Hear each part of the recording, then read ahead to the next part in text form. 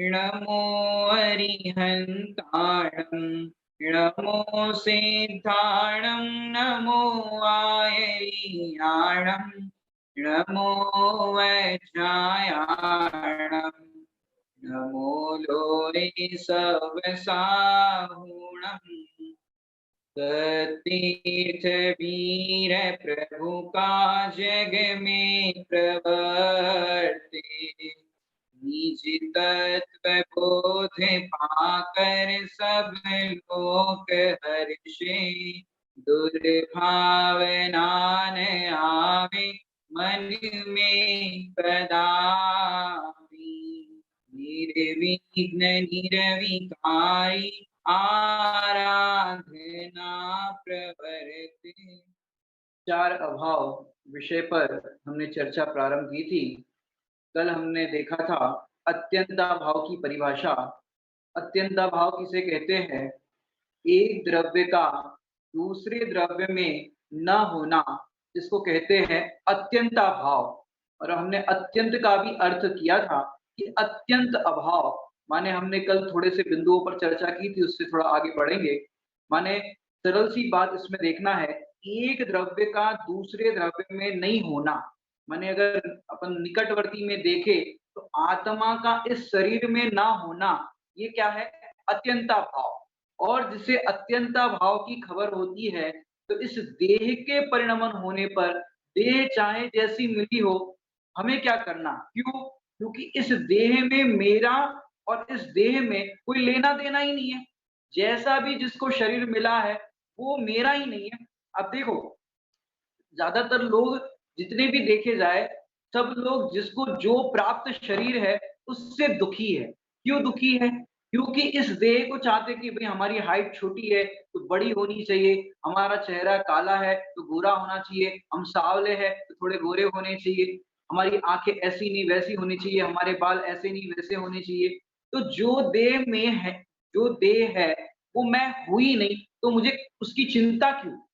माने जिसको देह देह और आत्मा को एक मानने की आदत बनी है, इस देह को ही अपना, या देह है मैं, देह ही मैं हूँ, ऐसा जो अनुभव कर रहा है, वो इस अनादिकालीन जो मोह है, मिथ्यात्व है, उस कारण से अपने आप को उस रूप अनुभव कर रहा है। तो अपने को सबसे पहले देखे तो इस देह से भेद विज्ञान करना है कि आत्मा और ये शरीर दोनों में अत्यंत अभाव है। दोनों के बीच में अत्यंता भाव की ऐसी दीवार है जिसके कारण दोनों कभी एक हो नहीं सकते। पर आप लोग स्वाध्याय जितने करते हो वो लोग समझते होंगे कि आत्मा और शरीर को, दोनों को एक रूप से भी कथन किया जाता है कि आत्मा और शरीर एक है, दोनों को मिला जुला कह करके भी एक कहने में आता है। तो ये व्यवहारी जन को, माने अज्ञानी को अज्ञानी की भाषा में एक कहने में आता है, लेकिन दोनों मिलकर के कभी भी एक नहीं हो सकते। देह और चेतन को एक कहने का व्यवहार तो है, लेकिन दोनों एक हो नहीं सकते। जब एक हो ही नहीं सकते, एक है ही नहीं, तो हमें उसकी चिंता क्यों करना? हमें उसका लक्ष्य क्यों करना? क्यों?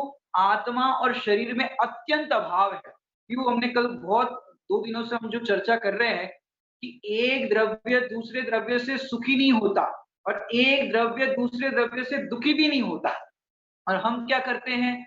इस देह का लक्ष्य करते हैं, तो देह में परिणमन होता है, हमको लगता है कि हम दुखी हो गए। माने ज़रा-सा बुखार आ जाए, आजकल के जो अभी जो चल रहा है कोविड-19, ज़रा-सा भी किसको हरारत सा हो जाए तो टेंशन शुरू हो जाती है कि भैया बुखार आ गया और सर्दी-जुकाम हो रहा है, कहीं हमें कोरोना तो नहीं हो गया। माने ज़रा-सा ये सिम्पटम्स मिल जाए, माने हरारत सी बुखार आ जाए, सर्दी-जुकाम सा थोड़ा-सा हो जाए, मौसम के कारण होता है। आजकल देखा जाए तो अभी बारिश का मौसम शुरू हो गया है, सर्दी हो जाए, जुकाम हो जाए, तो लोगों को भय बना रहता है कि भई हमें कोरोना तो नहीं हो गया। माने एक कोरोना के कारण सबको इतना हो गया कि भई हमें ये कोरोना ना हो जाए। लेकिन अनादि से तुम्हें ये मिथ्यात्व नाम का रोग है, उस रोग को दूर करने की चिंता एक बार भी हुई किसी को? ये मिथ्यात्व, क्योंकि देखो कोरोना का रोग तो ठीक भी हो जाता है, बहुत सारे रिकवर केस देखे जाते हैं, लेकिन ये मिथ्यात्व का किसी ने रिकवर किया हो तो बताना भैया। इस लॉकडाउन के अंदर आप लोग अगर स्वाध्यायी हो तो बनारसी दास जी ने कहा है और आचार्य अमृतचंद्र स्वामी ने भी कहा है कि तू 6 महीना यदि इस देह और आत्मा से भेद विज्ञान कर, ज़्यादा से ज़्यादा 6 महीना का है। ऐसे तो अंतर्मुहूर्त में यदि तू भेद विज्ञान करे तो काम हो जाए, लेकिन ज़्यादा से ज़्यादा 6 महीने तक कहा है, यदि तू भेद विज्ञान करे, ये देह अलग है और मैं आत्मा हूँ, उससे भिन्न हूँ, ऐसा 6 महीने तक अगर भेद विज्ञान करे और काम ना हो तो हमें बताना आचार्य देव कह रहे हैं। माने ऐसा भेद विज्ञान करने पर कार्य प्रकट होता ही होता है, लेकिन हम आपसे कहना चाहते हैं कि आत्मा और देह दोनों अलग-अलग होने पर भी हम एक रूप अनुभव करते हैं। कह रहे हैं दोनों में अत्यंत अभाव है।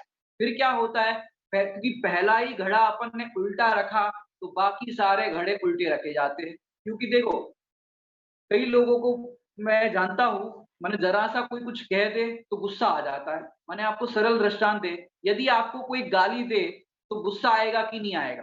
मेरा प्रश्न है, आप लोग चैट में लिख सकते हैं, यदि आपको कोई गाली दे, तो गुस्सा आएगा कि नहीं आएगा? एनीवन? हाँ या ना में उत्तर देना है। कोई आपको गाली दे, तो गुस्सा आएगा कि नहीं आएगा? सोचो।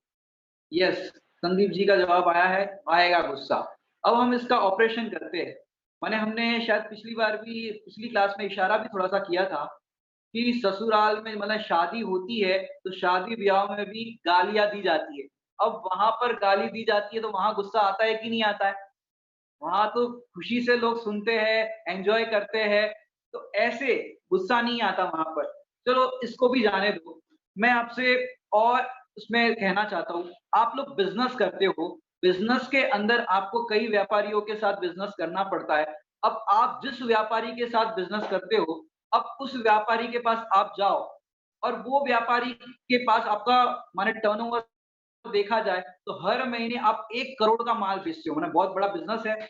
बहुत 1 महीने में 1 करोड़ का तो बहुत ज़्यादा हो गया। लेकिन ठीक है, बहुत बड़ा बिज़नेस हो तो 1 करोड़ का माल बेचते हो और आपको 25 लाख का नेट प्रॉफ़िट होता है। लेकिन वो व्यापारी जानते हो, माने तकिया कलाम जिसे हम कहते हैं, बात-बात पे गाली देने की आदत। बताओ, वो बात-बात पे गाली देगा और 1 करोड़ का बिज़नेस भी आपका होता है और नेट प्रॉफ़िट होता है 25 लाख का। बताओ, उस व्यापारी पर कितना गुस्सा आएगा? या आप उस व्यापारी के साथ बिज़नेस करोगे कि नहीं करोगे? या उसकी गाली सुनोगे कि नहीं सुनोगे? बिज़नेसमैन बैठे होंगे तो समझ सकते हो क्योंकि ऐसी गालियाँ देने की किसी की आदत होती है, लेकिन 25 लाख का नेट प्रॉफ़िट होता हो 1 करोड़ के बिज़नेस में, बताओ बिज़नेस करोगे कि नहीं करोगे? और उस गाली सुनने में आपको गुस्सा आएगा कि नहीं आएगा? आंसर दे सकते हैं आप लोग चैट में। संदीप जी ने दिया था पहले यस, तो अब बताइए आपको गुस्सा आएगा कि नहीं आएगा? फटाफट आंसर दीजिए। एक्सप्रेशन से भी बता सकते हैं आप लोग, गुस्सा आएगा कि नहीं आएगा? आप लोग बता रहे हो कि नहीं आएगा, क्यों? आपकी दृष्टि है 25 लाख रुपए पर। समझ में आ रही बात? 25 लाख पर दृष्टि है, तो आपको गुस्सा नहीं आता। और ऐसे हमने आपसे प्रश्न किया था कि गाली सुनने पर आपको गुस्सा आएगा कि नहीं आएगा? आता है पर करते नहीं है। किसी का जवाब है आता है पर करते ही नहीं है। तो ये तो देखो, आता है पर करते नहीं, लेकिन मेरा फर्स्ट एक्सपोज़र ये है कि आपको उस समय भी बिज़नेस करते हुए आनंद आ रहा है कि दुखी हो रहे हो? उस समय आपको आनंद आ रहा है बिज़नेस करते समय, गाली प्रसन्नता से सुन रहे हो कि दुखी होकर के सुन रहे हो उसके सामने, ये बताओ?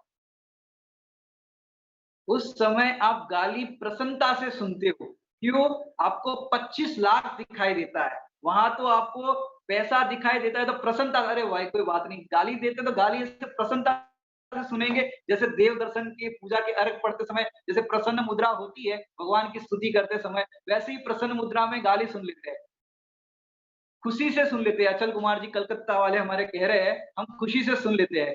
अब खुशी से क्यों सुन लेते हो? वहाँ पर 25 लाख का प्रॉफ़िट दिखाई देता है। ऐसे ही भैया आपको घर गृहस्थी में रहते हो, जहाँ भी रहते हो, यदि आपको वहाँ पर अपना न्यायिक भाव दिखाई दे, गाली से आप अपने आप को भिन्न देखो, तो उस समय भी आप प्रसन्नता से रह सकते हो क्योंकि गाली सुनने का उदय आया, ये तो है आपका उदय।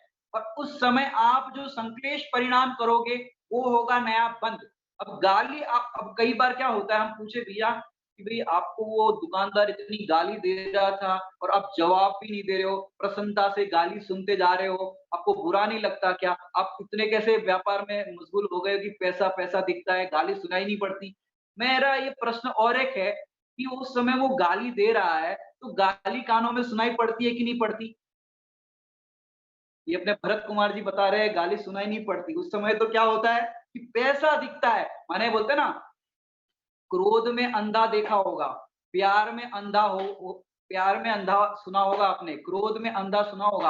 अब आजकल की दुनिया में लोग पैसे में अंधे हो गए हैं कि और बहरे हो गए हैं कि गाली सुनाई नहीं देती। मुझे यहाँ पर कुछ और कहना है।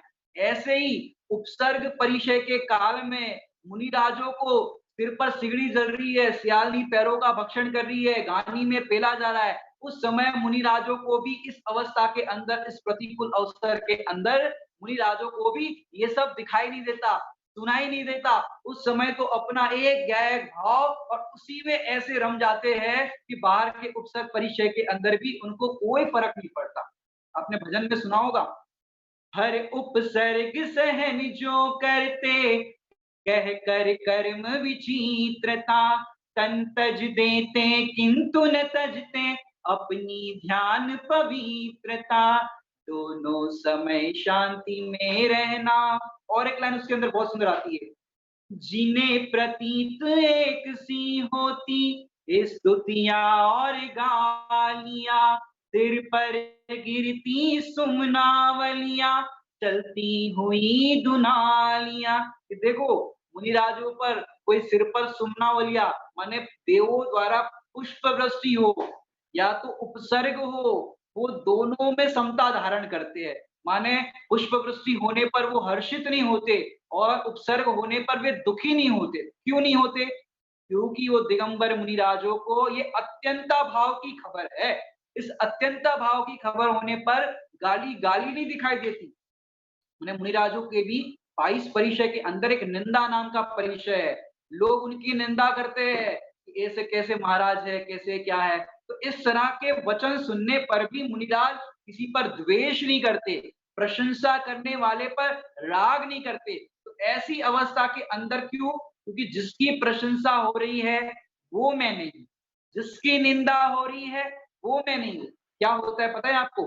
देह की प्रशंसा माने कह दे कोई, भैया आपकी आवाज बहुत अच्छी है, जो गाने वाले हैं उनको कह रहे आपकी आवाज बहुत अच्छी है, तो प्रसन्न हो जाते हैं। और कोई कहे कि आज उस दिन जैसा नहीं गाया तो दुखी हो जाते हैं, ये कह रहे अच्छा नहीं गाया। मैंने प्रशंसा होती है तो प्रसन्न होते हैं, निंदा होती है तो दुखी होते हैं। अब मुझे ये बात बताओ, किसकी प्रशंसा हुई, किसकी निंदा हुई?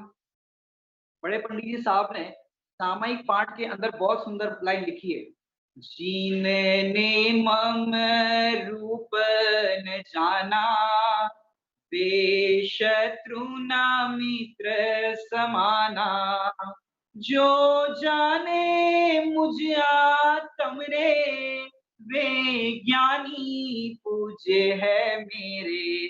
कि जिनने मम रूप न जाना, कि जिसने मेरा रूप नहीं जाना, वो कैसे जान सकता है कि मैं कौन हूँ? वे शत्रु ना मित्र समाना, और जो मुझको जानता है माने आत्मा हूँ ऐसा जानता है, वो ज्ञानी पूज्य है मेरे। जब तक हमें अपने आत्म स्वरूप की खबर नहीं होगी, उस देह और आत्मा का भेद विज्ञान नहीं होगा, तब तक हम ये बाहर के निंदा प्रशंसा के प्रसंग में दुखी होते रहेंगे।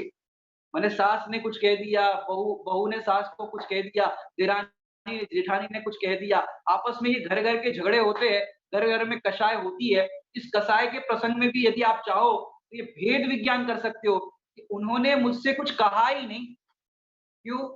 कि मैं जो हूँ उसको तो वे जानते ही नहीं, और जिसको कह रहे हैं वो मैं हूँ ही नहीं। ऐसा भेद विज्ञान होगा तो ये है अत्यंता भाव। ये हो गया शरीर से भेद विज्ञान की बात। और आगे बढ़ते हैं, आत्मा का 8 कर्मों में अत्यंता भाव है। 8 कर्म के नाम तो सबको पता होगा। अब मैं पॉइंट टू पॉइंट जा रहा हूँ, फटाफट आप पॉइंट नोट नोट करते जाइए।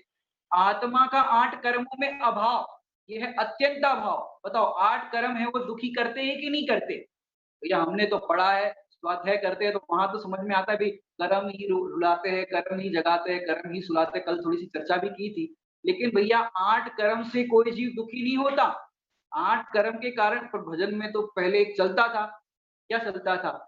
आठों कर्मों के बीच में बेचारी आत्मा, आठों कर्मों के बीच में बेचारी आत्मा, ज्ञानावरणी ज्ञान न देवे दर्शनावरणी दर्शन।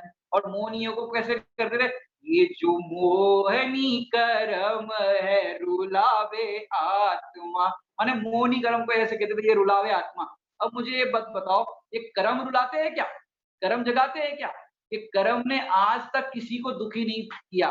बड़े पंडित साहब ने एक बार बताया कि कोर्ट के अंदर, माने अपनी कोर्ट होती है सियादवाद कोर्ट, वो वाली कोर्ट नहीं। अब कोर्ट के अंदर केस आया कि भाई आत्मा ने कर्म पे केस किया कि ये कर्म है मुझे दुखी करते हैं, इसको सजा दो।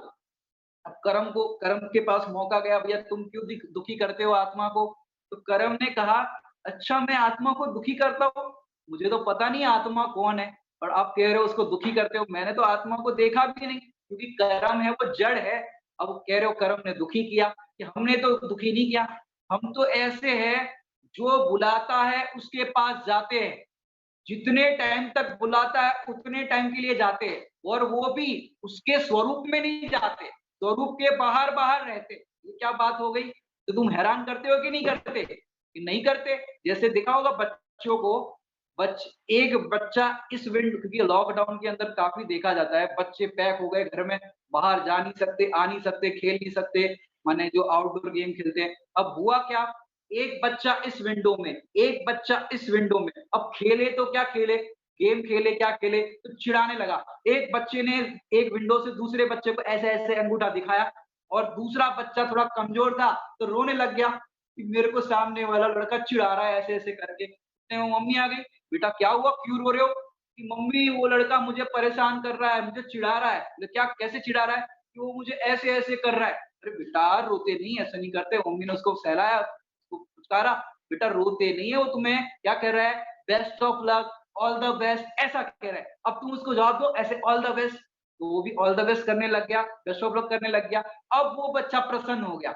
अब बताओ, वो बच्चा सामने वाला दुखी कर रहा था कि नहीं कर रहा था? अब इसने माना कि वो मुझे ऐसा ठेंगा दिखा रहा है, इसलिए मैं दुखी हो रहा हूँ। ऐसे हमें लगता है ये कर्म मुझे दुखी कर रहा है। कर्म, अब वो बच्चा तुम्हारे घर में आ गया क्या? तुमने छू लिया क्या? लेकिन क्या मानता है? वो ठेंगा दिखा करके मुझे दुखी कर रहा है। ऐसे ही हम क्या करते हैं, ये कर्म है वो मुझे दुखी कर रहे हैं। लेकिन भैया कर्म तेरे स्वरूप में नहीं आए, कर्म तो तेरे से बाहर बाहर है। कैसे बाहर है? आज मैंने समय सारणी पे स्वाध्याय कराया था, उसमें भी मैंने एक दृष्टांत दिया था। क्या दृष्टांत दिया? जैसे कई जगह पर मच्छर बहुत होते हैं, अभी बारिश के सीजन शुरू हो गया तो धीरे धीरे ये मच्छर वगैरह उत्पन्न हो जाते हैं, जीव बहुत उत्पन्न हो जाते हैं। तो देखो, मच्छर हो गए तो क्या करना भैया, मच्छर हो गए तो क्या करना घर में?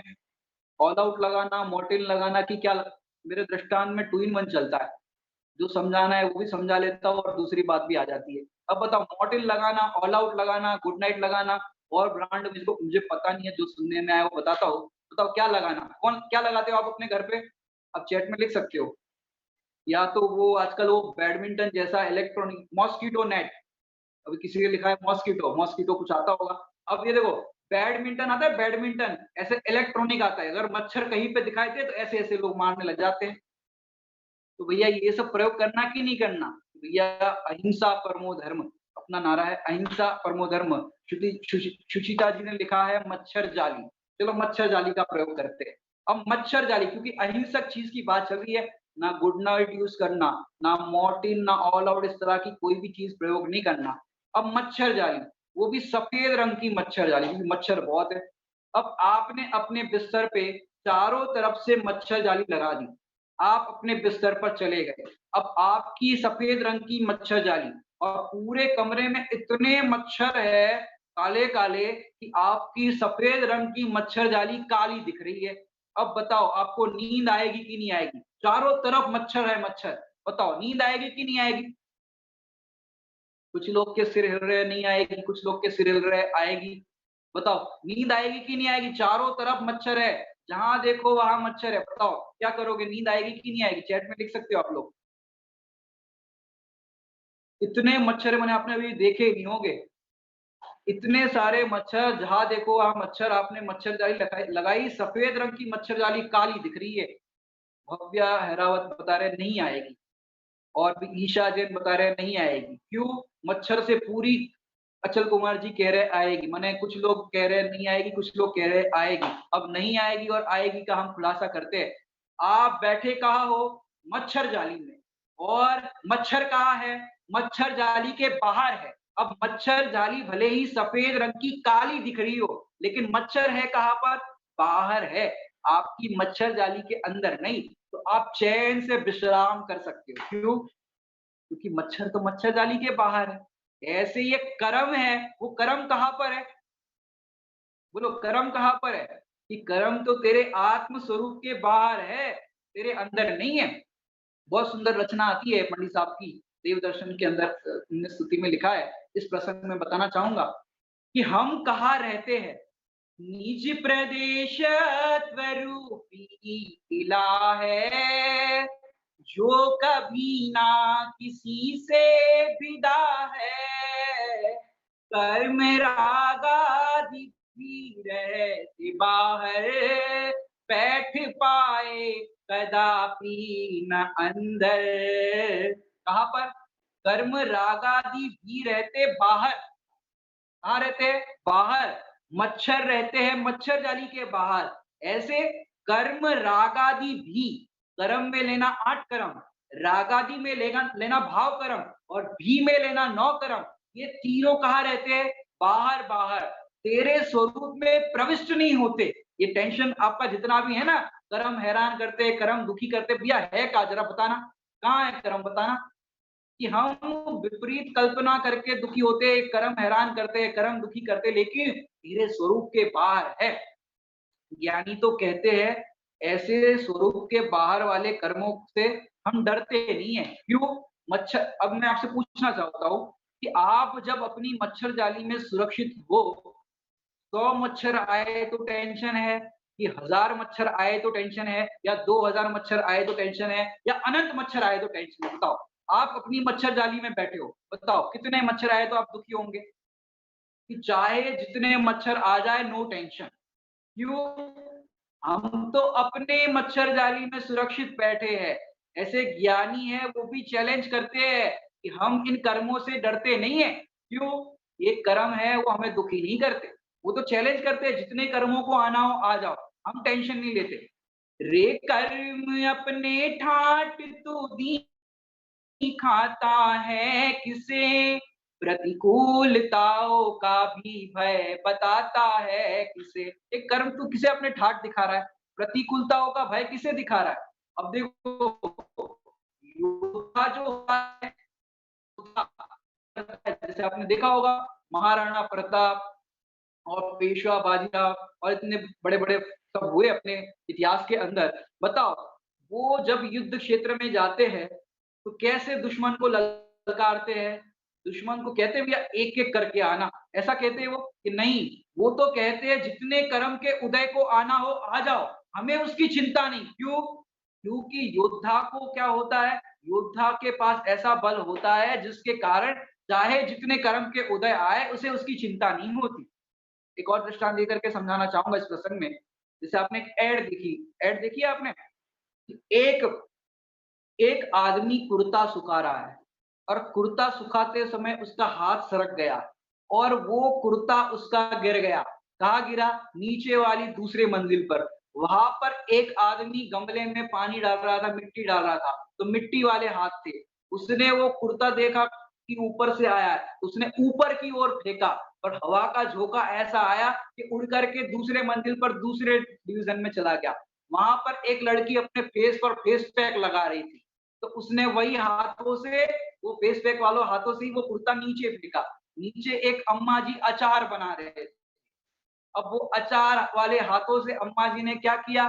वो कुर्ता नीचे फेंका और वो कुर्ता जैसे ही नीचे उसके ऊपर गया, एक पापा अपनी बच्चे की साइकिल की चेन सुधार रहे थे, तो ग्रीस वाले हाथ लग गए और सीधा कुर्ता नीचे फेंका, एक आदमी के हाथ में आया और ऊपर देखा, ऊपर वाला आदमी कह रहा है मेरा कुर्ता खराब हो गया, ये मेरा कुर्ता है।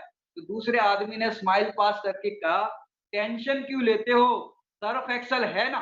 क्या कहा? कपड़ा खराब हो गया, टेंशन क्यों लेते हो? सर्फ एक्सेल है ना? ऐसे चाहे जितना कर्म का उदय आ जाए, तेरा ज्ञायक भाव, तेरा चैतन्य भगवान आत्मा है ना? ये कर्म के उदय में और तेरे में अत्यंत भाव है। तेरे में किसी भी प्रकार से बिगाड़ सुधार नहीं होता, तो ज्यों का त्यों रहता है, टेंशन लेने की क्या बात है? इसलिए ज्ञानी चैलेंज करते हैं जितने कर्म के उदय को आना है आ जाए, मुझे उसकी चिंता नहीं। माने धन्य है वो सीता माता कि जिनको गर्भवती अवस्था के अंदर जंगल में छुड़वा दिया गया, वो भी बिना बताए रामचंद्र जी ने। सोचो ऐसी अवस्था में भी वे दुखी नहीं हुए। क्यों? उन्हें इस अत्यंता भाव की खबर थी कि ये कर्म का उदय आया तो है, लेकिन ये कर्म का उदय कर्म के उदय में है, मेरे में नहीं। मेरे में तो बस एक ज्ञान मात्र, दर्शन, सुख, अनंत वीर्य, अनंत गुणों का खजाना है और ये कर्म का उदय मेरे से भिन्न है। ऐसे अत्यंता भाव की खबर थी, तो उन्होंने कर्म के उदय का तो ज्ञान था, लेकिन उन्होंने रामचंद्र जी को दोष नहीं दिया। माने अत्यंता भाव की खबर होने पर क्या होता है कि हम किसी को दोष ही नहीं देते। क्यों? हम तो दोष किसको दें? कर्म का उदय है, आकर चला जाएगा, लेकिन हम किसको दोष दें? ये तो मेरे ही कर्म का उदय है, मेरे ही कर्म का उदय, अरे मेरे तो ज्ञान का उदय है। मैंने देखो सबसे पहले कहाँ पर नजर गई? कर्म का उदय है। फिर क्या कहा? अरे कर्म का उदय कहाँ पर है? कर्म के उदय में। मेरे में तो मात्र ज्ञान का उदय है। ऐसे जो ज्ञान का उदय देखते हैं, वो ऐसे कर्म के उदय के अंदर भी भेद विज्ञान करते हैं और अपने को उससे भिन्न न्यारा अनुभव करते हैं। ये अत्यंता भाव की खबर होने पर होता है। ऐसे हम भी जैसे कर्म के उदय आ जाए, उस कर्म के उदय में इस अत्यंता भाव का विचार करेंगे, तो देखो भैया, कर्म का उदय है वो दुखी नहीं करता। हम क्या करते हैं? उस कर्म का लक्ष्य करते हैं, इसलिए दुखी अनुभव करते हैं। उसी समय यदि गायक का लक्ष्य करे, आत्मा का लक्ष्य करे, तो कोई तुम्हें दुखी करने में समर्थ नहीं। हमें करना क्या है? उसी समय ज्ञान भी है और उसी समय कर्म का उदय भी है।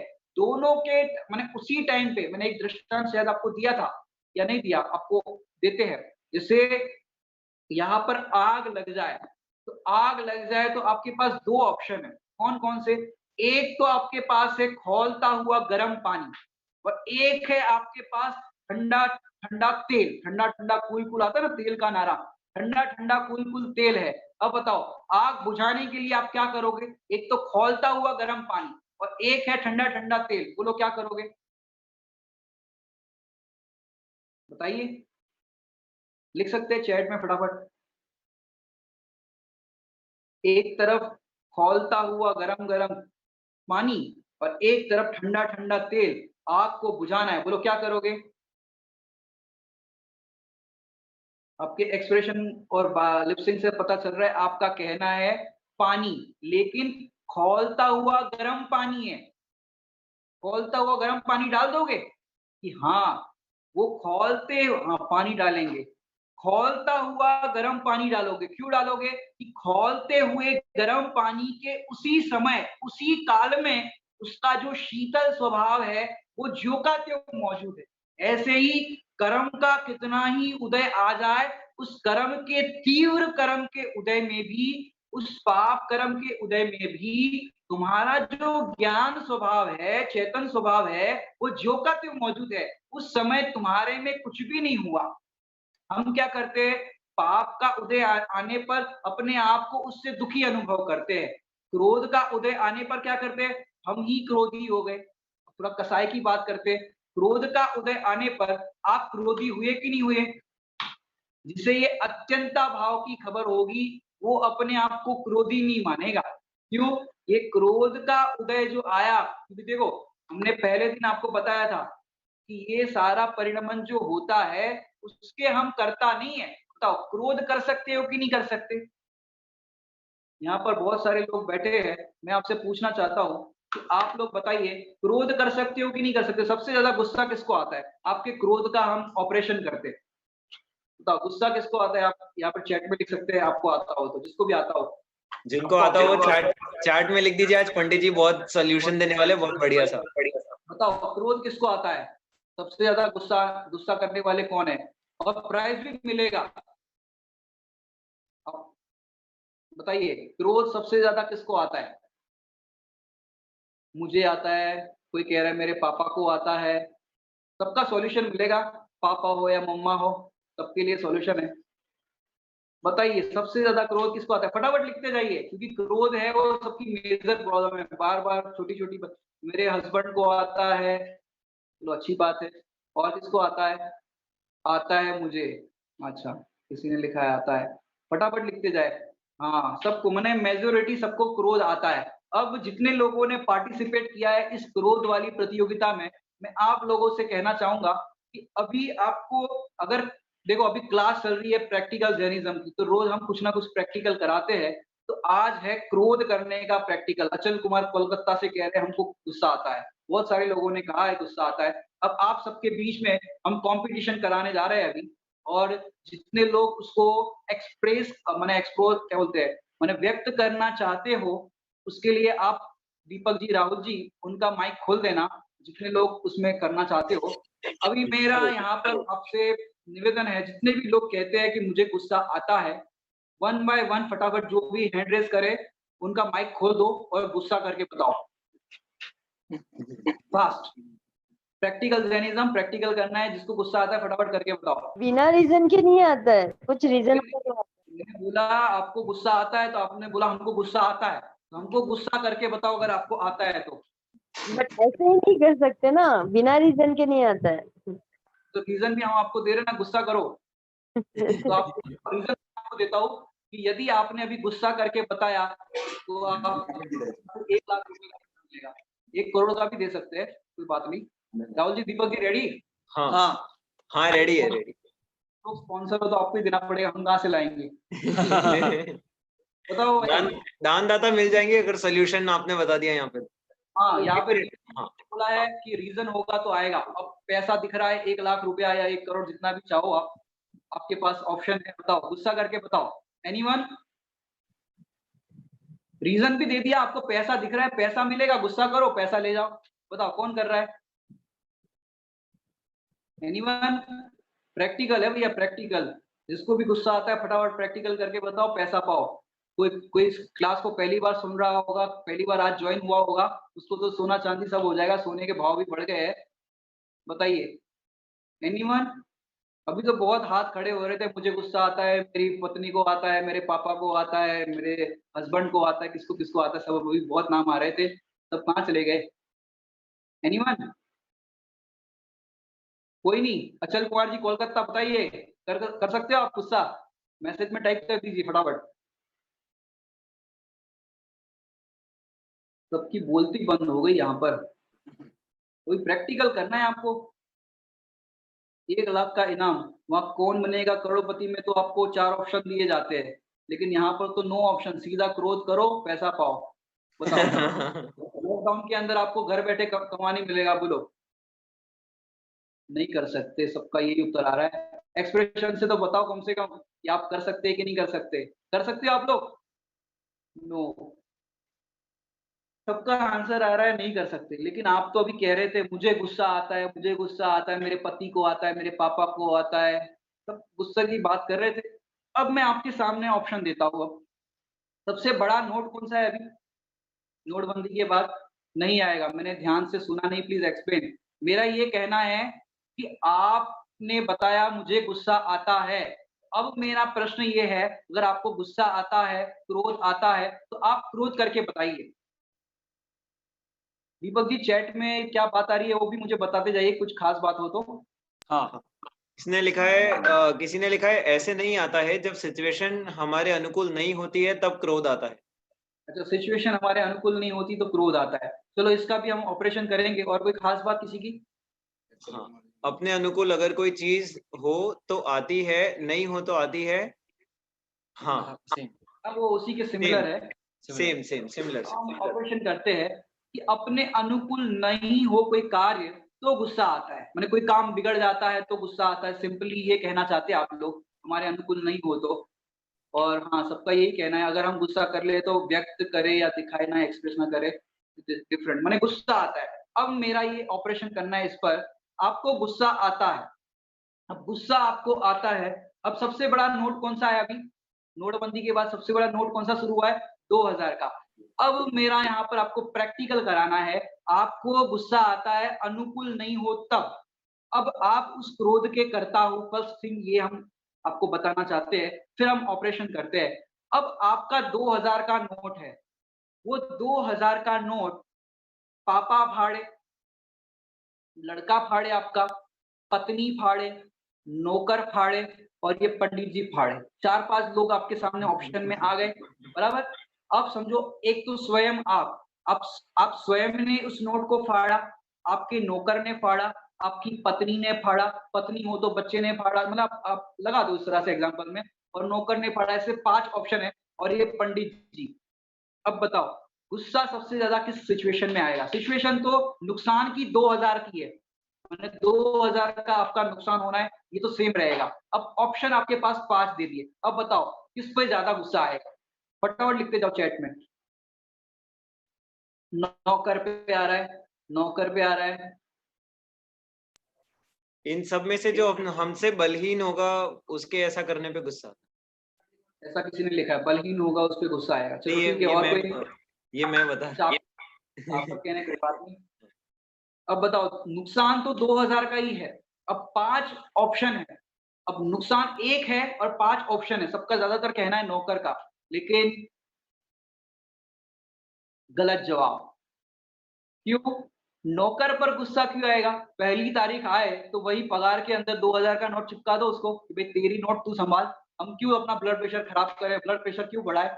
2000 का नोट फाड़ा है, उसको पगार के दिन वही नोट पकड़ा दो, ले भाई तेरा 2000 का नोट तू संभाल, हम क्यों अपना ब्लड प्रेशर बढ़ाए? तो नौकर पे तो गुस्सा करना वाजिब नहीं है। और बताओ, पर जब हमको पता है फिर वो फाड़ दिया, क्या कहना चाहते हैं? नौकर ने फाड़ दिया तो भाई उस पे तो गुस्सा करना नहीं है, खुद पर ज्यादा आएगा। सरिता जी का कहना खुद पर ज्यादा आएगा। चलो खुद पर आना है, ये तो बात सही है कि देखो नौकर ने फाड़ दिया तो उसको नोट पकड़ा दिया। अब होम मिनिस्टर है, पत्नी है, उस पे तो गुस्सा कर नहीं सकते, घर में रहना है, खाना है, रोटी, तो उस पे तो गुस्सा ज्यादा कर सकते नहीं है। तो क्या करें? ये पत्नी पे तो गुस्सा नहीं करेंगे, इतना एक्सप्रेस नहीं करेंगे। तो चलो एक तो नौकर का तो केस क्लियर हो गया कि भाई पगार के दिन उसको 2000 का नोट पकड़ा दो, पत्नी पे ज्यादा गुस्सा कर नहीं सकते। अब बच्चा समझो गोद का हो, छोटा बच्चा हो, खेलने वाला बच्चा हो, तो उसने फाड़ दिया, अब ऐसा निर्दोष बालक है, उस पे क्या गुस्सा करना? गलती तो अपनी है, चाहे आप पैसे रख दिए थे तो बच्चे पे भी गुस्सा नहीं आएगा। पंडित जी पे कितने लोग कह रहे हैं पंडित जी पे गुस्सा आएगा? फटाफट एक्सप्रेशन से बताइए, पंडित जी ने फाड़ दिया हो तो। पंडित जी से, पंडित जी पे तो गुस्सा नहीं करेंगे, पैसा तो क्या है, पैसा तो आप बताते हो पैसे पे सुख नहीं है, सही बात है, तो पंडित जी पे तो गुस्सा नहीं आएगा। और किसी ने लिखा था स्वयं पे आएगा, स्वयं पे गुस्सा आएगा कि भाई मैंने नोट क्यों फाड़ा, मैं गुस्से में था, इतना पागल था, मैंने नोट फाड़ दिया, मैंने चेक भी नहीं किया इसके अंदर पैसे रखे थे और मैंने फाड़ दिया, तो स्वयं पे आएगा। या स्वयं पे भी क्यों अपना ब्लड प्रेशर बढ़ाना, टेंशन क्यों करना? बैंक में जाओ, जहाँ होता है ना फटे हुए नोट भी लिए जाते हैं, वहां जाओ एक्सचेंज कराओ, टेंशन क्यों लेना, ब्लड प्रेशर क्यों बढ़ाना, आकुलता क्यों करना? अब देखो, और दूसरा मुझे इसमें ये कहना है कि भाई गुस्सा करना ही क्यों? और दूसरी बात ये कहना है कि 2000 का नोट फटा, बराबर 2000 का नुकसान हुआ, तो 2000 का नुकसान होने पर आपको अलग-अलग 5 व्यक्ति है, तो एक जैसा क्रोध का आपका व्यक्त होता है, आपका क्रोध जो है पाँचों व्यक्ति में एक जैसा आता है क्या? क्यों? अगर आप क्रोध कर सकते हो तो सबके सिचुएशन में एक जैसा क्रोध करना चाहिए कि नहीं करना चाहिए? कि नहीं, कोई कर सकता है इस पाँचों कंडीशन में एक जैसा क्रोध? उनके लिए भी बम्पर ऑफर है 1 लाख का इनाम। पाँचों सिचुएशन में एक जैसा क्रोध, कि नहीं कर सकते। क्यों? इस क्रोध को हम करने वाले नहीं है, इससे ये सिद्ध होता है यदि कर सकते होते तो पाँचों कंडीशन के अंदर एक जैसा क्रोध करना चाहिए। इसका अर्थ क्या है? इस क्रोध को हम करने वाले नहीं है। क्यों? आत्मा और इस क्रोध में अत्यंत भाव है, जिसको 5 भाव की भाषा में कहते हैं औदैहिक भाव। कर्म का उदय आया और उसमें क्रोध उत्पन्न हुआ, तो ये क्रोध का उत्पन्न होना ये तो कर्मकृत है, ज्ञानकृत नहीं है। माने तूने उसको नहीं किया, तूने तो उस समय उस क्रोध को जाना है, किया नहीं। लेकिन अज्ञानी क्या मानता है कि मैंने क्रोध किया। इसलिए मैं आपको दृष्टांत देकर के समझाना चाहता हूं, जरा आप फोकस करके समझिए इस चीज को। जैसे सांस्कृतिक प्रोग्राम होते हैं, तो सांस्कृतिक प्रोग्राम के अंदर एक गोरा बच्चा, यहाँ पर भव्य नाम है, भव्य येलो टी शर्ट में बैठा है, भव्य नाम है। अब ये येलो टी शर्ट में जो भव्य बैठा है, अब आप सोचो सांस्कृतिक प्रोग्राम करा रहे हो, उसमें आपने सफेद रंग का कुर्ता पहना है और भव्य गोरा भी दिख रहा है। अब वो मंच पर आ गया, अब मंच पर एक नरक का दृश्य दिखाना था, तो नरक का दृश्य दिखाने के लिए हमने क्या किया कि पूरे जो सभा में बैठे थे वहां की लाइट हमने बंद कर दी, और फिर क्या किया कि उस भव्य के ऊपर हमने काले रंग की लाइट फोकस की, तो उस समय सफेद रंग के कुर्ते में खड़ा हुआ गोरा ये भव्य काले रंग का दिखेगा कि नहीं दिखेगा? बताओ, एक्सप्रेशन से बताते जाओ फटाफट। काला रंग की लाइट फीकी, पूरा मंच ऑफ है, लाइट ऑफ माने उसपे थोड़ी-सी हल्की लाइट पड़ रही है और काले रंग की लाइट फीके, तो भव्य किस रंग का दिखाई देगा? काले रंग का दिखाई देगा, रंग तो वही दिखाई देगा। उसके ऊपर लाल रंग की लाइट फेंके, तो बताओ भव्य किस रंग का दिखेगा? दिखने की बात है, लाल रंग का दिखेगा। हाँ, उसके ऊपर ब्लू रंग की लाइट फेंके तो भव्य कौन से रंग का दिखेगा? ब्लू। ग्रीन रंग की लाइट फेंके तो भव्य कौन से रंग का दिखेगा? ग्रीन। अब मुझे यहाँ पर कुछ कहना है। भव्य है गोरा, उसने जो कुर्ता पैजामा पहना है वो भी सफेद और अलग-अलग रंग की लाइट उस पे फोकस करने पर वो अलग-अलग रंग रूप दिखाई देता है। लेकिन वैसा होता नहीं है। ऐसे ही कर्म का उदय आने पर, क्रोध की लाइट फ़िकने पर आत्मा क्रोध करते हुए दिखाई देता है, लेकिन क्रोधी नहीं होता। मान की रंग की लाइट फ़िकने पर मानी दिखाई देता है, लेकिन मानी नहीं होता। ऐसे विकारी परिणाम रूप क्रोध, मान, मायाचार, लोभ, हास्य, रति, अरति कितने ही विकारी परिणाम देख लो। पुण्य के उदय में पुण्य की लाइट फ़िकने पर लगता है पुण्य का उदय, पाप के उदय में पाप की रंग की लाइट फ़िकने पर लगता है पाप का उदय। लेकिन उस समय वो भव्य के अंदर, भव्य के ऊपर अलग-अलग रंग की लाइट फ़िकने पर भी भव्य में क्या फ़र्क पड़ा बोलो भैया? कुछ फ़र्क पड़ा तुम्हारे में? कि उस समय गोरा लड़का, सफेद रंग के कुर्ते पहना हुआ लड़का उस समय भी वैसा का वैसा है, उसमें किसी भी प्रकार का फर्क नहीं पड़ा। क्यों? अलग-अलग रंग की लाइट फीकने पर वो वैसा नहीं होता। ऐसे कर्मकृत कैसे ही कर्म का उदय आने पर, क्रोध, मान, माया, लोभ के परिणाम होने पर मैं उस रूप नहीं होता। मैं तो ज्यों का त्यों रहता हूँ। और ज्यों का त्यों क्यों रहता हूँ? क्योंकि आत्मा में और इन विकारी परिणाम में अत्यंत अभाव है। आत्मा उसका करता नहीं है और हम मानते हैं मैंने किया। अरे मैंने किया तो भैया करके बताओ वैसा का वैसा क्रोध। ये तो बात हो गई क्रोध की। कल हमने आपको थोड़ा-सा बोला था, आप पूजा भी वैसे नहीं कर सकते। जिस भाव से पूजा करना चाहते हो वैसे भाव से पूजा नहीं कर सकते। कई लोगों को देखा होगा, माला फेर रहे हैं, तो माला हाथ में और यहाँ-वहाँ देखेंगे, मंदिर में कौन आ रहा है, कौन जा रहा है ऐसे। माला माला फेरते-फेरते नज़र यहाँ-वहाँ घूमती है। भजन में भी लिखना पड़ा फिर, माला कर में मन रखो घर में, करे तीन के तेरा, फिर कैसे मिटे भव तेरा। ये माला फेरते-फेरते भी यहाँ-वहाँ देखते रहते हैं। बताओ कैसे? माने इसका अर्थ क्या है? हम उसके कर्ता नहीं है। कई बार आप सोचते हो कोई मैथमेटिक्स प्रॉब्लम सॉल्व कर रहे हो और मैथमेटिक्स प्रॉब्लम सॉल्व करते-करते अपने को उसका आंसर नहीं मिल रहा हो, कुछ समझ में नहीं आ रहा हो और कई बार तो ऐसा होता है कि वॉशरूम में बैठे हो और वॉशरूम में बैठे-बैठे ही उसका अपने को आंसर आ जाए कि भई उसका आंसर ये है, ऐसे-ऐसे करना है। माने देखो कई-कई आइडियाज़ हमको वैसे स्थान पर आ जाते हैं और कई बार हम सोचते हैं, तो भी उसके आइडियाज़ नहीं आते। तो इसका अर्थ क्या है? हम उसके कर्ता नहीं है। और तो और क्या बात करें, 5 इंद्रियों के हम कर्ता नहीं है, ये हम आपको पॉइंट दे रहे हैं, होमवर्क दे रहे हैं। आत्मा शरीर का कर्ता नहीं है, 5 इंद्रियों का कर्ता नहीं है और तो और ये जो कर्म है उसका कर्ता नहीं है। माने हम तो मात्र ज्ञाता ही है। ऑल द वे देखा जाए तो आत्मा का इन सब में क्या है? अत्यंत अभाव है। अत्यंत अभाव से क्या होता है कि आत्मा उसके कारण दुखी भी नहीं होता और आत्मा उसके कारण सुखी भी नहीं होता। माने कितनी सुंदर बात है कि हम अपने आप को उसके कारण दुखी मान रहे थे कि ये कर्म हमें दुखी करते हैं, कर्म हमें सुखी करते हैं। लेकिन कह रहे हैं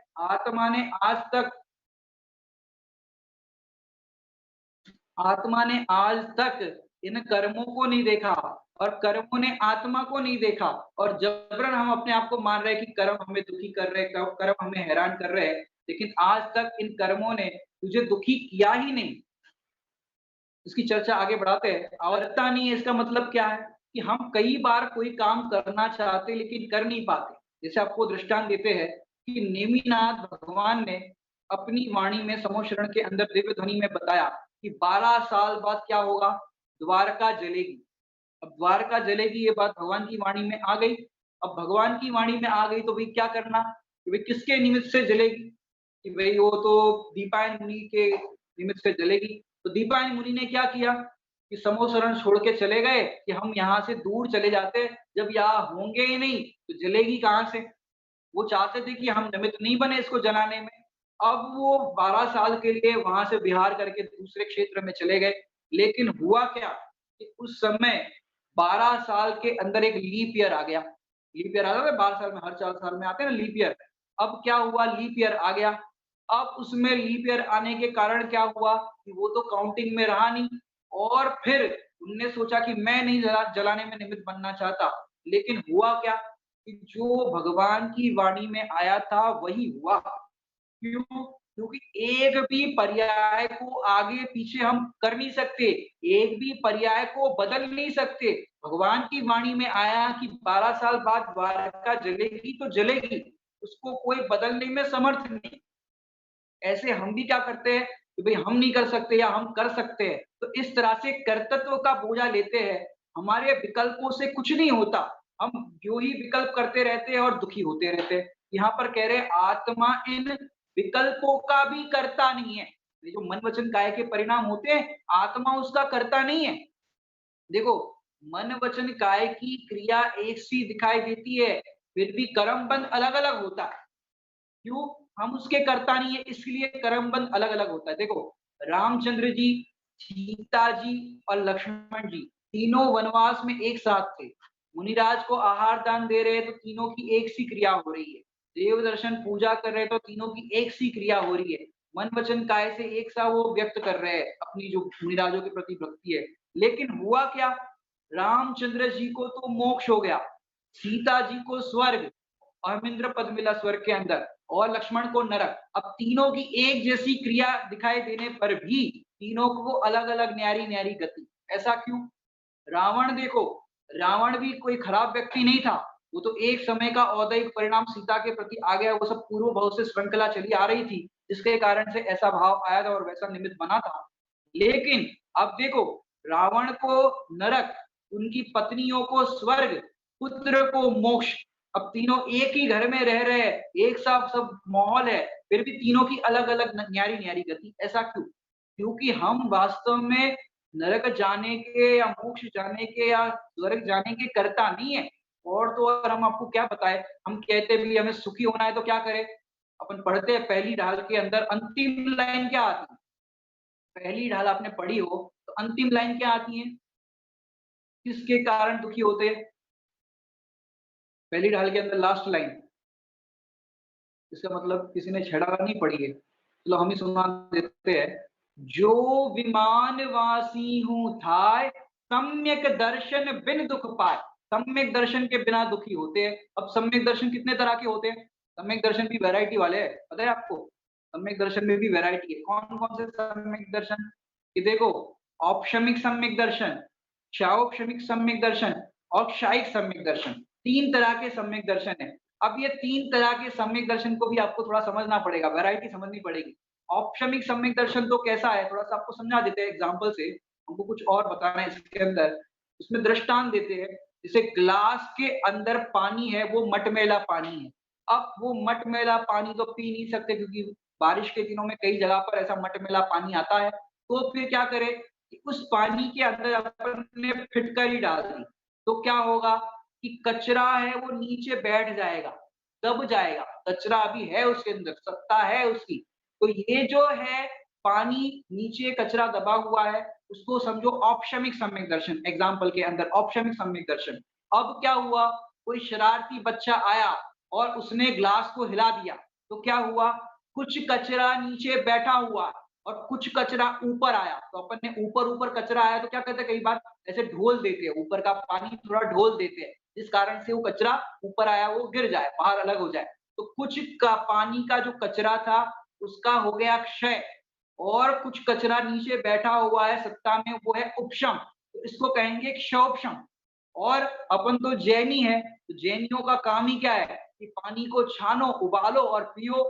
अब वो प्योर पानी जो है वो है क्षय, माने क्षय हो गया कचरे का, पूरा साफ हो गया। तो ऐसे तीन तरह की वैरायटी के सम्यक दर्शन होते हैं।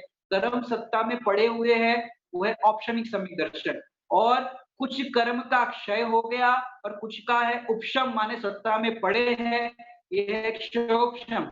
और पूरे कर्म जो है दर्शन मोहनीय संबंधी उसका नाश हो गया, ये है क्षायिक सम्यक दर्शन, मैंने पूरा दर्शन मोहनीय का नाश हो जाए वो। अब मैं आपसे पूछना चाहता हूँ, आपको कौन सा सम्यक दर्शन करना है? तीनों की वैरायटी बता दी हमने आपको, आपको कौन सा सम्यक दर्शन करना है? अब लिखिए फटाफट चैट में, तीनों की वैरायटी बता दी। उंगली से कोई बता रहा है तीसरे नंबर का सम्यक दर्शन करना है, आपको कौन सा करना है? फटाफट दिखाते जाइए आप, एक्सप्रेशन से भी बता सकते हो, हम सबको देखते जा रहे हैं। कौन सा सम्यक दर्शन करना चाहोगे? औपशमिक, क्षारोपशमिक के क्षायिक, सबके 3 नंबर की उंगली आ रही है। क्षायिक सम्यक दर्शन भी आपने चैट में काफी लोगों ने लिखा। 3 तरह के सम्यक दर्शन है, अब सबको चाहिए क्षायिक सम्यक दर्शन। तो क्षायिक सम्यक दर्शन जो है, करने से होता है या होने से होता है?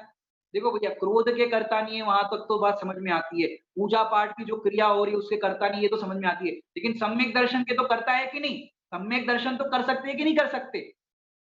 या प्रैक्टिकल है ये तो मामला, कर सकते हैं कि नहीं कर सकते भैया सम्यक दर्शन? अब जो करना है उसके लिए तो प्रयास करना पड़ेगा, सुखी होने के लिए सम्यक दर्शन चाहिए। और मोक्ष मार्ग भी तत्वा सूत्र के पहले सूत्र में कहा, सम्यक दर्शन ज्ञान चारित्राणि मोक्ष मार्ग। अब मोक्ष मार्ग को स्टार्ट करने के लिए सम्यक दर्शन चाहिए। मोक्ष महल की प्रथम सीढ़ी, पेड़ालाल ने जिसको कहा है प्रथम सीढ़ी, और कैसी सीढ़ी होती है पता है आपको? अब मॉल में जाते हो, एक्सीलेटर पर पाँव रखते हो, फिर क्या होता है कि आप सीधे ऊपर वाली मंजिल पर पहुंच जाते हैं। एक्सीलेटर तो समझते होंगे, मॉल के अंदर देखा होगा आपने, मॉल ने सीढ़ी पर पाँव रखा, एक सीढ़ी पर पाँव रखा, आजकल तो रेलवे स्टेशन पर भी आपको एक्सीलेटर दिख जाएगा, एक सीढ़ी पर पाँव रखा तो सीधे ऊपर पहुंच जाते हो। ऐसे सम्यक दर्शन रूपी सीढ़ी पर पाँव रखने के बाद क्या होता है, सीधे आपके केवल ज्ञान जाने का, मोक्ष जाने का मार्ग शुरू हो जाता है। लेकिन पैर रखने के लिए पहले सम्यक दर्शन तो चाहिए कि नहीं? बताओ। लेकिन भैया हमारा कहना ये है, सम्यक दर्शन भी करने से नहीं होता। सम्यक दर्शन करना है कि होना है? नहीं, वो भी एक समय की पर्याय है। किसी का कहना है कि एक समय की पर्याय है, पर्याय तो है, लेकिन हमारा तो कहना है कि हम कर सकते हैं कि नहीं कर सकते? सम्यक दर्शन करना है कि होना है? क्योंकि ये भी किसी स्वाध्यायी लोगों को बहुत, मैंने आपने छेड़ाला पढ़ ली हो, अंत अंत में आपने पढ़ा हो, क्या पढ़ा वहां पर? जब लो न रोग जरा गहे तब लो जटति निज हित करो, कि जब तक बुढ़ापा नहीं आ जाता, रोग से शरीर ग्रसित नहीं हो जाता, उसके पहले सम्यक दर्शन की प्राप्ति कर लो। अब सम्यक दर्शन की प्राप्ति करने की बात सुनी, मोटिवेट हो गए उसको पढ़ करके, जल्दी करो जल्दी करो जल्दी करो। बताओ कौन करना चाहता है जल्दी? कि भैया जल्दी करना चाहते हैं तो जल्दी, पुरुषार्थ, किसी ने लिखा है पुरुषार्थ, पुरुषार्थ करना, सही बात है पुरुषार्थ करना। तो पुरुषार्थ क्या है? पुरुषार्थ करना क्या है? कि प्रैक्टिकल जैनिज्म चल रहा है तो कुछ प्रैक्टिकल करना पड़ेगा कि नहीं सम्यक दर्शन के लिए? बताओ क्या प्रैक्टिकल करे कि सम्यक दर्शन हो जाएगा? या प्रैक्टिकल ये कर माने करना नहीं है, सही बताया ना, करना नहीं है, होना है। क्या करना नहीं है और होना है? कि सम्यक दर्शन मतलब है क्या चीज?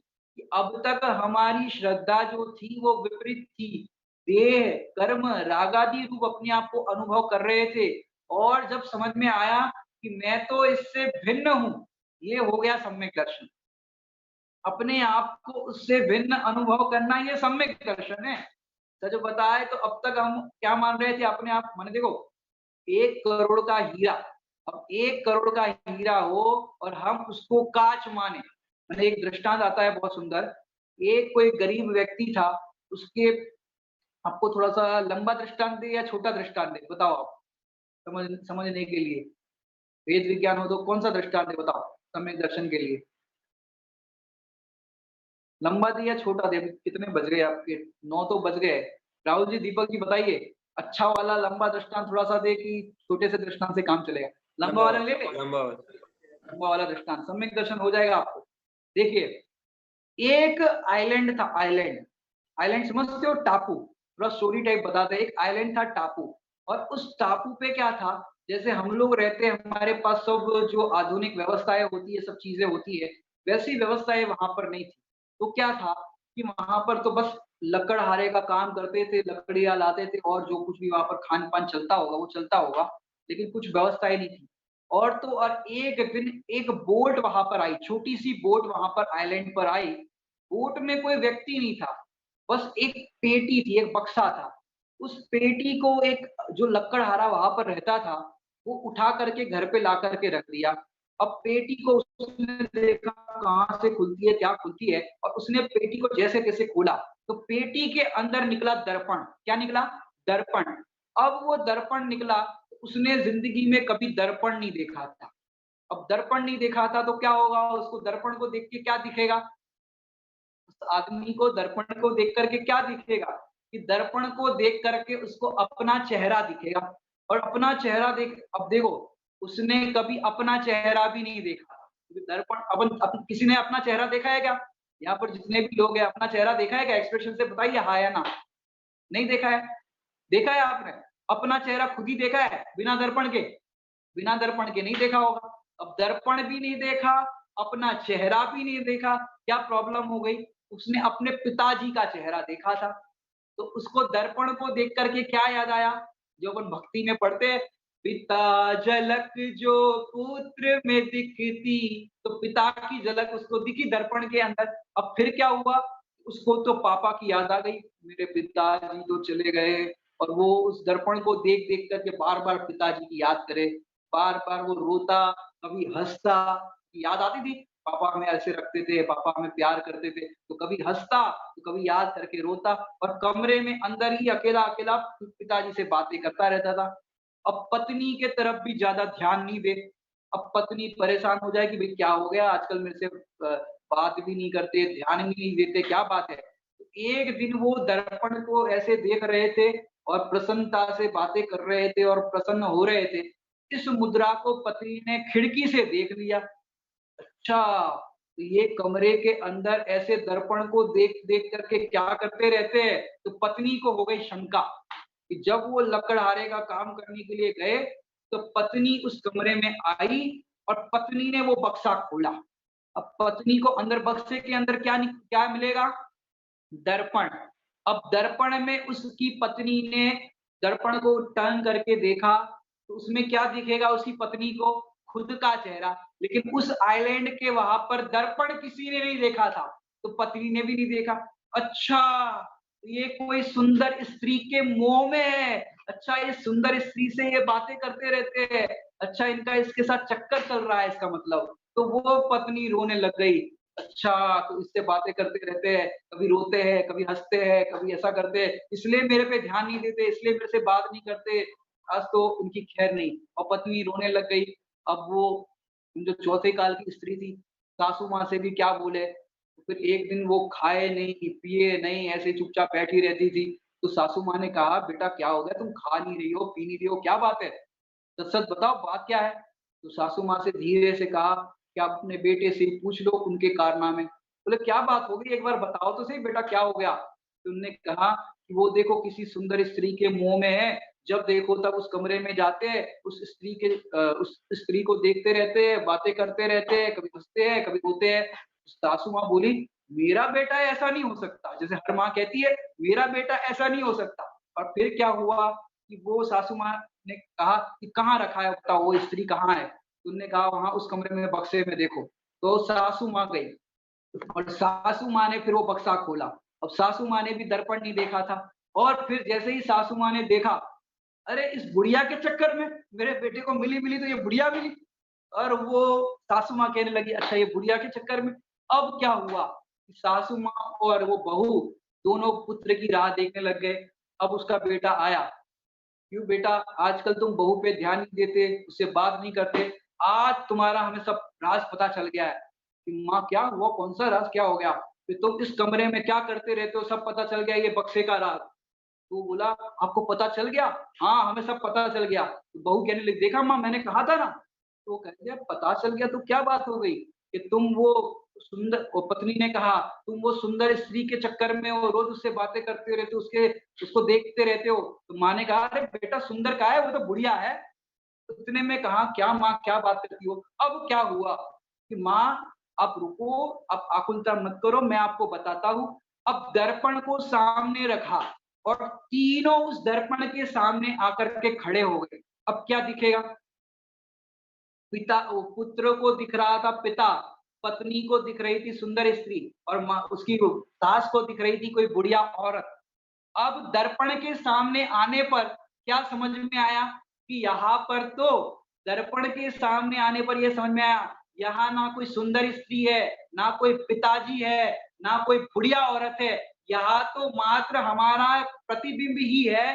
दर्पण ये तो उसको झलकाने वाला प्रतिबिंब है, उसके अंदर कुछ भी नहीं है। ऐसे मेरे ज्ञान रूपी दर्पण के अंदर ज्ञान के अलावा है ही क्या? आप देखो उसके अंदर है ही क्या? ना क्रोध है, ना राग है, ना द्वेष है, ना कषाय है, ना कर्म है। मेरे अंदर तो मात्र ज्ञान ज्ञान ज्ञान ज्ञान ही है और मेरे अंदर कुछ भी नहीं है।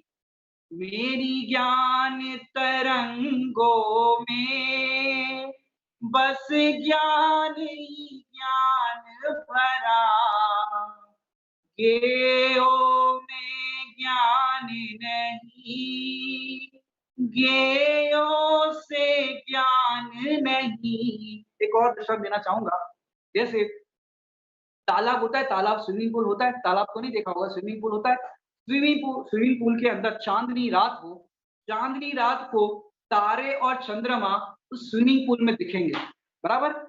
अब उस स्विमिंग पूल में तारे और चंद्रमा दिख रहे हैं, बताओ कोई स्विमिंग करने वाला स्विमर उसमें कूद सकता है कि नहीं कूद सकता? एक्सप्रेशन से बताइए। सब लोग हंस रहे हैं। कूद सकता है कि नहीं कूद सकता? ये कूद सकता है। अरे भैया, अंदर तारे और चंद्रमा दिख रहे हैं, कूदेगा तो सर सर फट जाएगा, चंद्रमा से टकराएगा तो। और किसी के लंबे लंबे बाल लॉकडाउन में बड़े हो गए हो तो तारे बालों में उलझ जाएंगे। बोलो कूद सकते हो कि नहीं कूद सकते? एक काम करो, कूदना है तो एक काम करो, एक झरिया ले आओ, बूंदी वाला, बूंदी निकालते ना, एक झरिया ले आओ और तारे को झरिए के अंदर ऐसे ऐसे निकालो और फिर कूदो। बोलो कोई झरिया लेकर के आए और तारे को निकाले तो बोलो क्या निकलेगा, क्या मिलेगा? कि भैया उसके अंदर पानी के अलावा कुछ नहीं है। ऐसे भैया तेरे अंदर ज्ञान दर्शन अनंत गुणों का जो खजाना है उसके अलावा कुछ भी नहीं है। कषाय नहीं है, क्रोध नहीं है, शरीर नहीं है। मैंने कल बताया था आपको, मैं जीव हूं, मेरे में ज्ञान है, मेरे में ज्ञान ही है, ज्ञान ही है। मेरे में शरीर नहीं है, कर्म नहीं है, कषाय नहीं है। कोई गाली दे रहा है तो उसका दुख भी मेरे में नहीं है। क्यों? मेरे में तो ज्ञान ही है। मैंने भी किसी ने मुझे गाली दी तो मैंने उसको जाना, मैं तो मात्र उसको जानने वाला हूँ। जब अपने आप को जानने वाला अनुभव करोगे और इन सब से भिन्न अनुभव करोगे कि मेरे में मेरा इस शरीर में, कर्म में, कषाय में अत्यंत अभाव है, वो मेरे में आते नहीं, मैं उसमें जाता नहीं, उसी समय आपको हो जाएगा सम्यक दर्शन। क्यों? अपने को उससे भिन्न अनुभव किया। एक और अंतिम दृष्टांत देना चाहूंगा। जो 16 का भोजन करते हो, 16 का भोजन समझते हो? कई लोग समझते होंगे, उनके बड़े बुजुर्ग घर में 16 का शुद्ध भोजन करते हो। पहले के जमाने में क्या होता था, आंगन जैसा होता था, वहां पर अपना किचन होता था। अब सड़क भी बाहर से जा रही है।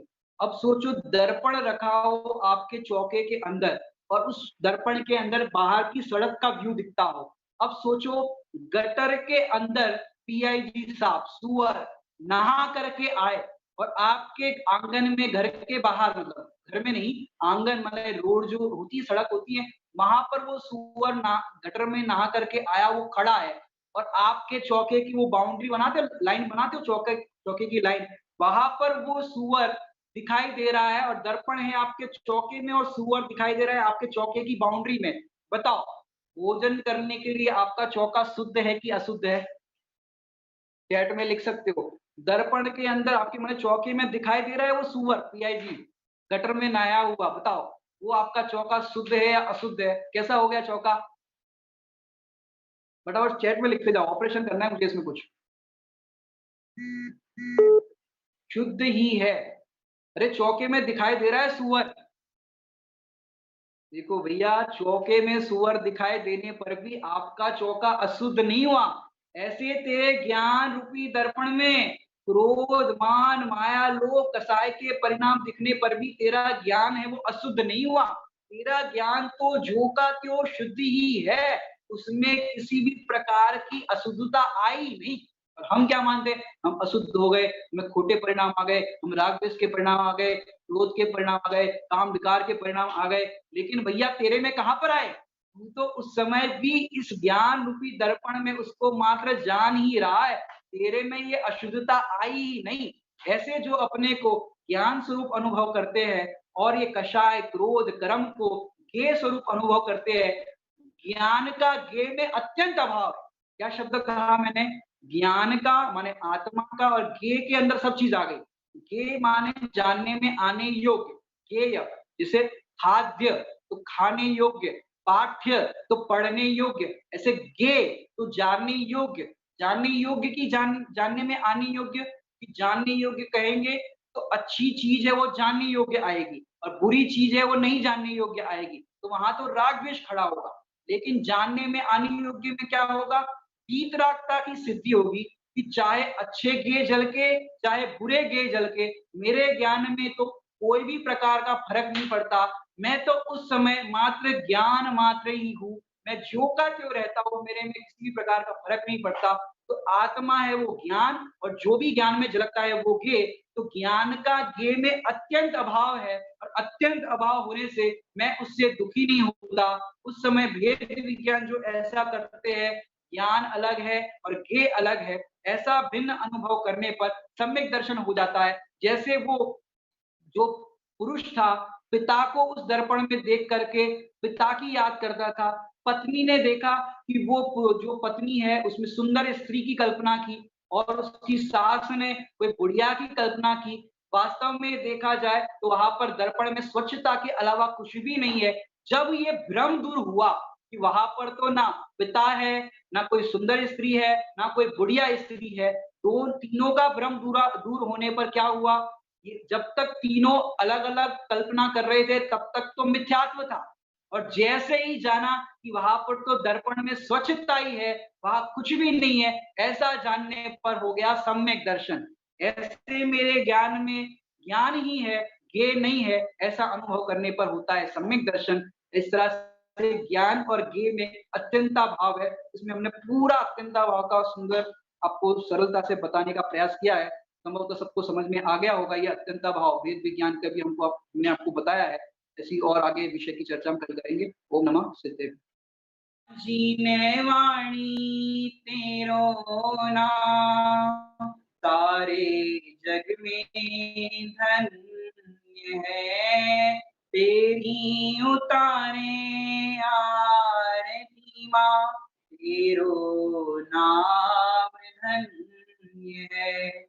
अरहंत भाषित जिन वाणी प्यारी, गणधर ऋषि और मुनियों ने धारी, गणधर ऋषि और मुनियों ने धारी।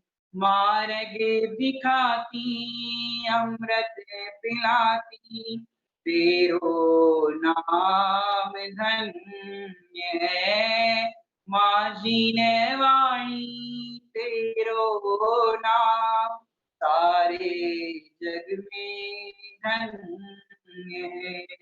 सुनने से संसार का रस शिथिल हो, गुनने से ज्ञाय का मंगल मिलन हो, गुनने से ज्ञाय का मंगल मिलन हो। मार्ग दिखाती अमृत पिलाती, तेरो नाम धन्य है। माझी ने वाणी तेरो नाम, सारे जग में धन्य है। जा वाणी के ज्ञान से सूझे लो कालो, तो वाणी मस्तक नमो सदा देख मूढ़ो। आज की कक्षा से रिलेटेड कोई भी प्रश्न? पिंकी जी आपको अनम्यूट किया है। जय जिनेंद्र। हम जो क्रोध करते हैं मीन्स वो हमें नहीं लगेगा, ऐसे क्रोध का कषाय का जो पंडित जी ने हमें क्रोध के बारे में समझाया, तो हम जो क्रोध करेंगे तो उसका हमें नहीं लगेगा, उसका पाप नहीं लगेगा। अच्छा, आपका ये प्रश्न है कि क्रोध हम कर रहे हैं उसका पाप हमें लगेगा कि नहीं लगेगा? कि भाई पाप है वो क्रोध कर्म का उदय आया और आप उसमें जुड़े, और जुड़ने पर मैंने क्रोध किया ऐसा अनुभव किया, या आपने अपने आप को ऐसा माना कि मैंने क्रोध किया, ये उसका पाप लगेगा आपको। मैंने क्रोध को आपने जाना, जैसे मैंने बोला दर्पण में जो कुछ भी झलक रहा है उसको आपने जाना, तो उस जानने का पाप नहीं है। जैसे अपने को बहुत सारे अनवांटेड थॉट्स आते हैं, तो दर्पण में जैसे सब झलकता है, वैसे ही हमारे ज्ञान में क्रोध, मान, माया लोग झलकते हैं। यदि हम मानेंगे कि सुअर दर्पण में आ गया तो चौका अशुद्ध होगा, ऐसे ही अपन मानेंगे कि क्रोध मैंने किया तो आप अशुद्ध, माने जो कहा जाता है कि अशुद्ध उपयोग से कर्म बंद होता है, तो अपने आप को उससे अशुद्ध अनुभव करेंगे, मानेंगे तो कर्म बंद होगा। यदि अपने आप को उस समय भी ज्ञाता दृष्टा अनुभव करेंगे तो कर्म बंद नहीं होगा। पर इसमें ऐसा नहीं करना है कि क्रोध करो और फिर अपने आप को मानो कि मैंने क्रोध नहीं किया, ऐसा नहीं। होते हुए क्रोध को उससे भिन्न जानना, ये सम्यक दर्शन है। Thank you. जय हिंद।